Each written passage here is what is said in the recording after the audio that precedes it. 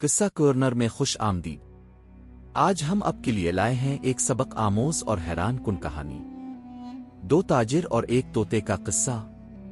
اگر آپ کو ہماری کہانیاں پسند آتی ہیں تو براہ کرم ویڈیو کو لائک کریں، چینل کو سبسکرائب کریں اور اپنی رائے کمنٹس میں ضرور دیں۔ چلیے کہانی شروع کرتے ہیں۔ کہتے ہیں بعض بار جنگل کی خاموشی انسان کے شور سے زیادہ کچھ کہہ جاتی ہے، اور کبھی کبھی کسی پرندے کی آواز انسان کے ضمیر کو جھنجھوڑ دیتی ہے۔ یہ کہانی دو شکاریوں کی ہے اور ایک طوطے کی، جس نے نہ صرف اپنی جان بچائی بلکہ انسانوں کو وہ سچ دکھایا جس سے وہ ہمیشہ آنکھیں چرا رہے تھے۔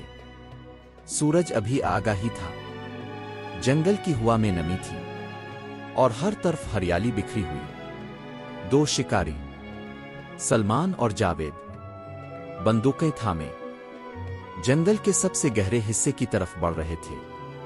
سلمان کو جانور مارنے میں مزہ آتا تھا، جبکہ جاوید صرف شکار بیچنے کے لیے آتا تھا۔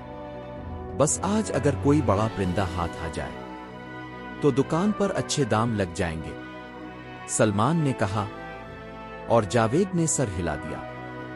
کچھ قدم آگے بڑھنے پر انہیں ایک انوکھی آواز سنائی دی۔ نہ وہ کوئل تھی نہ مینا، بلکہ کچھ اور تھا، کچھ الگ۔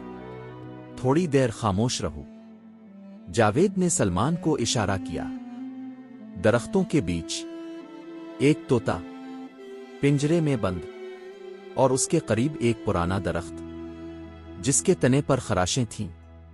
یہ تو خود ہی قید ہے، ہمیں کیا فائدہ، سلمان نے کہا، مگر جاوید رک گیا، کیونکہ طوطا بول رہا تھا، اور جو کچھ وہ بول رہا تھا وہ عام بات نہیں تھی۔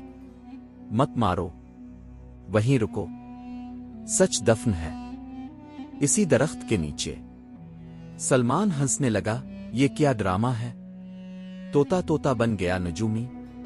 مگر جاوید خاموش تھا، کیونکہ طوطے کی آواز میں خوف نہیں تھا بلکہ التجا تھی۔ اگر سچ دیکھنے کی ہمت ہے تو درخت کے نیچے کھودو، طوطا پھر بولا۔ جاوید نے تیز دھار خنجر نکالا اور درخت کے جڑ کے قریب مٹی کھودنے لگا۔ کچھ ہی دیر میں ایک بوری نما چیز باہر آئی جس میں انسانی ہڈیاں تھیں اور ایک لکڑی کا ٹکڑا جس پر نام لکھا تھا، رفیق۔ سلمان پیچھے ہٹ گیا۔ یہ کیا ہے؟ جاوید کانپنے لگا۔ رفیق، وہ ہمارا پرانا ساتھی تھا جو 3 سال پہلے اسی جنگل میں لاپتہ ہو گیا تھا۔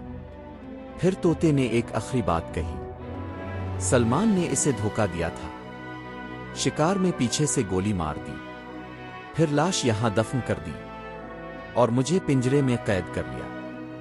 اکا کوئی سچ نہ بول سکے۔ سلمان کا رنگ زرد ہو گیا۔ جھوٹ ہے یہ سب، یہ طوطا پاگل ہے۔ مگر جاوید سب سمجھ چکا تھا، اور اب اس کا ہاتھ بندوق کی طرف بڑھ چکا تھا۔ میں نے سمجھا تھا تم بس جانوروں کے قاتل ہو، مگر تم نے انسان کو بھی نہیں چھوڑا۔ جاوید کی آواز میں غصہ تھا۔ سلمان نے پلٹ کر بھاگنے کی کوشش کی، مگر جاوید نے بندوق اٹھا لی۔ گولی نہیں چلائی، بلکہ صرف کہا، رفیق کی قبر پولیس کو بتاؤں گا اور سچ کو سامنے لاؤں گا، چاہے قاتل میرا دوست ہی کیوں نہ ہو۔ کچھ دنوں بعد سلمان گرفتار ہو گیا۔ رفیق کا کیس دوبارہ کھولا گیا، اور وہ طوطا جسے قید رکھا گیا تھا پولیس نے جنگل میں آزاد چھوڑ دیا۔ جیسے ہی پنجرا کھولا گیا، طوطا اڑ گیا، مگر جاتے جاتے ایک بار پلٹا اور صرف ایک جملہ کہا، سچ قید میں رہ سکتا ہے مگر مر نہیں سکتا۔